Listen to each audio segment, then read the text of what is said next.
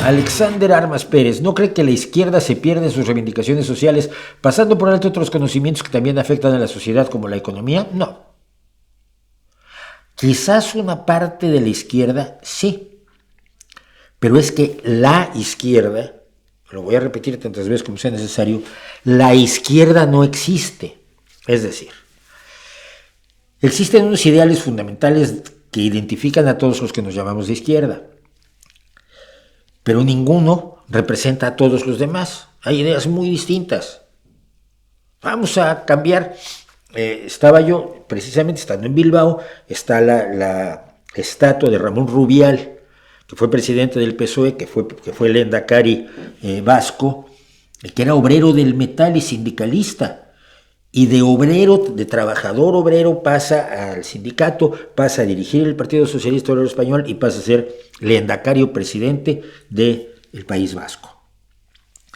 Y Ramón Rubial es el que decía: la revolución se hace en el BOE. Para los que no son españoles, el BOE es el Boletín Oficial del Estado, el equivalente al diario oficial de la Federación o cualquier diario de cada uno de los países de donde sean ustedes, brothercitos y sistercitos, donde se publican las deliberaciones del legislativo y las leyes. Ahí es donde se hace la revolución. Porque tú puedes hacer la revolución soviética y te la pueden echar para atrás del todo. Pero cuando haces una ley y la ley es beneficiosa para la ciudadanía y la ciudadanía la adopta como suya y se da cuenta de los beneficios que le representa, es muy difícil quitar esa ley. Es muy difícil quitar la educación pública o la sanidad pública o las pensiones o los salarios mínimos en los países donde es necesario todavía establecer salarios mínimos, que es lo que hacemos los socialdemócratas. Otros dicen, no, mira, matamos un montón de gente y ya sus huerfanitos ya los salvamos. Bueno, pues está bien. Otros dicen, tenemos que tener una dictadura. Nosotros decimos, no, pues preferible la democracia, etc.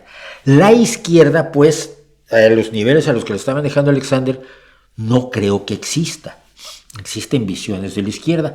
Algunos están tan metidos en la cuestión de carácter social y político que se olvidan totalmente de la economía. Y el caso, claro, es el de lo que resta cada vez menos de Podemos, ¿no?, en España, que fue el defecto eterno de mucha izquierda que estaba perfectamente preparándose para la toma del poder, pero una vez que tiene el poder no sabe qué hacer con él. Y entonces mete la pata. Y puede meter la pata durante 60 años, que es el caso de la Revolución Cubana, ¿no? Ellos se hicieron la toma del poder muy bien hecha.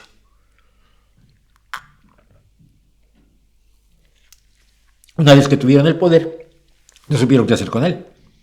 Y no pudieron levantar una economía medianamente decente.